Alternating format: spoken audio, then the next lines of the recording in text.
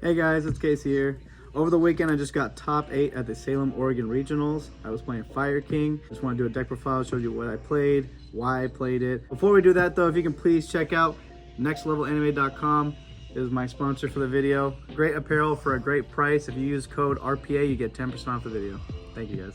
I believe that Fire King is better than Pure. I think if you have less time or you don't want to play very much or it's just a weekend event for you, then you probably play Snake Eye. It'll be easier. But I really do think this is just the overall better deck. Let's start it off. We're just going to go over the easy standard stuff. You play your 3 Ash, 2 Pop, 1 Oak, 1 Flamberg. Nothing's going to change there. I don't even have to explain this to you. One thing different about my list is I do play 3 Kieran. One of the things about Kieran that I think a lot of people underestimate about it is how good it is at dodging hand traps comboing. I think a lot of people just believe that cross out is the only way to play around hand traps that aren't like Nibiru with the field spell. And there's a combo you can do with Kieran if you get Imperm or Veilored on your Ash that you can still do the entire full combo. Also just gives you a better grind game. Was able to just crack boards going second with 1 in my hand and 2 in my deck, and just being able to use 1 from my deck with Garunix to help break the board. And then when they try to re-crack my board, having the last one in the deck really mattered a lot. 3 die Bellstar, hand traps. I didn't play anything special, just 3 Ash, 3 Nib, 3 Veiler, 3 Imperm. I don't play cross out again, so there's no Mourner, no Droll. I don't think Bell's that good. 3 Bonfire, 1 for 1, 3 posters, and then just your 1-ofs for each engine, the 1 original and the field spell, and the Sanctuary and the Island. I don't think it's correct to cut this. I know a lot of people do, but you just leave yourself so vulnerable to getting this destroyed that I feel like you should always just have this, even if you're not playing the rank 8. I just feel like you sometimes also want to draw Island too, so that you can pivot your plays. So drawing this is like not bad. And then also having the versatility of protecting this was good for me. Last card, and arguably the best card in my whole deck, was 3 Talents. I picked Talents over Crossout because it's so much better going second against just the range of the field. Also, it's just more versatile. I don't have to change my deck build around it, which was really nice. I didn't have to like side more Crossout targets or wonder if they were playing the same hand traps for me or anything like that. So Talents were just always taking people's monsters all day. Sometimes I was looking at their hand just to make sure I can't get nibbed and then win. And I don't think I ever drew 2, but just the fact that I could do any of those was really good to me. Again, Kieran felt like a cross out to me anyway, so it was really 3 Kieran as a cross out and then this card. So that was the main deck. It was 42 cards. Going into the extra deck, I actually played the Garunix XYZ. I know a lot of people don't play this card, but I feel that when you are playing the deck, you get in a spot where you use all your interactions and you just have a bunch of monsters on board. And usually that signifies to your opponent that they're allowed to keep going or try to go for game. And then when you actually activate the spell to summon this, that's usually game over because you can just time it whenever you want and win the game. It also helps kind of break boards. There's also a combo you can do with it to help push if you only drew Fire King cards, which is also nice. Karibo is pretty standard. I don't have to talk about that. IP, same thing. SP, same thing. Hida was broken. Dark was broken. Wolf was really good just to get resources back. Sometimes I was pulling the level 1s out of my graveyard so other fire decks couldn't use them, or getting Ash Blossom out of your grave was insane.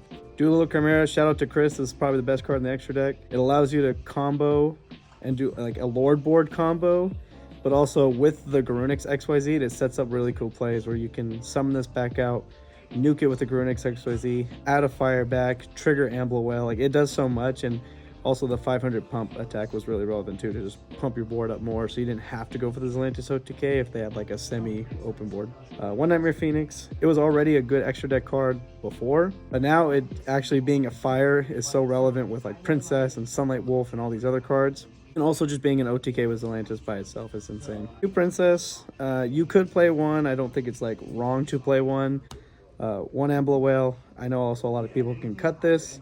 But again, it helps you not get OTK'd, and it's always just the most like reliable. You can always end on Whale. Bow, which I don't really have to explain that. And then the Zelantis combo. The side deck, so we play the 1 Mag, 1 Druid Swarm. Mag was really good because it can search you dragons, which you can search this, or another sidecar I'm going to show you, or actual Flamebird Dragon. So that's why you just felt like you needed this. And just having the one Druisworm so that you for sure have 2 Bestials off of just Magnemite was really good. Won a game with just Druisworm just being like a 25 body that was annoying for them to get over, and I was actually just attacking with it. The best card in my side deck by far was Phantasme. The card is just so insane to me right now against the fire decks. It allows you to fix your hands, and especially as like the Fire King deck, why I think some people don't like it as Snake Eye, because there's so many like bricky weird cards you can draw. Like you can just draw Island, you could just draw OSS when you don't want it, you can draw the Poplars, you can draw your Avada. Like there's just so many cards you don't want to maybe draw that Phantasme already fixes, so he already is inherently good. It stops targeting, so it beats Princess, it beats Valor, it beats Imperm, and also the ability to summon it not when they link summon, but just summon a link monster was so good. When they Flambird push up IP and they have like Whale or Heat Soul or something, you get to draw 3 cards and put 2 back. And then he is still just a 24 beater that pressures Oppo, again pressures IP. He was good. Also, you can search him off Magnemite. So if you side Magnemite against the pure variant, you still side the Phantasmes. So when you mag search Phantasme, when they summon out IP, you still get to summon it as an extender on your own turn, still draw 2, and then now they can't target your stuff. Pretty Cosmic, just respect Runic, respect the Fire King matchup specifically, and just even just Floods in general. Like this always came in going second. It didn't matter what I was playing against. I think it's this over Lightning Storm specifically because of Runic, and some people are playing anti-spell. Droplet was the Rogue Slayer card for me. Droplet was so good against Flunder. It was good against my Vanadium matchup. It was really good for Branded. It was really good for Centurion. Like just all the decks that just don't let you play, or has some cheesy like if you can't stop this you lose type thing.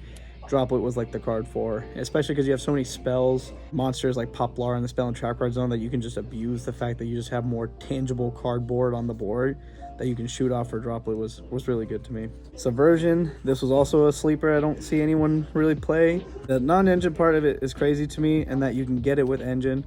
Summoning Ash to Poplar to now getting Subversion, and then now that they have to interact here because you get to Subversion a key piece of the board is really good. And the most insane thing about it is because it is still a simple spoil, Wander Poster for your Diabellstar and summon it. Because they don't know you play this, if they interact with like Princess or SP or anything like that, where it just gets this off the board but you're still setting, now you get to set Subversion, use the Subversion to clear a second problem, and then you get to Wanted Poster, put it back, and draw a card. So you baited 2 interactions and traded like 1 card for 1 card, and like card economy wise. So Subversion was insane to me. I pretty much put it going second against everything that could be targeted, so you wouldn't put this in against Voiceless, and it's not really good against Despia because it doesn't help you get like not locked. But any decks where you can just target something first card action, or you can search it and push something back, it was insane. Free Summon Limit, it's just an auto win card. I don't really need to explain it. That was the deck. I ended up going 7-1. I lost the 7th round to the undefeated and then won my 8th round. Shout out to my brother Micah. He got 6th with me. I'm super excited for him. Shout out to Adam for letting us stay with him. I appreciate you. Shout out to all my friends in Sacramento. There's so many of you. I don't want to miss any, so I'm just going to say most of you. Thank you guys.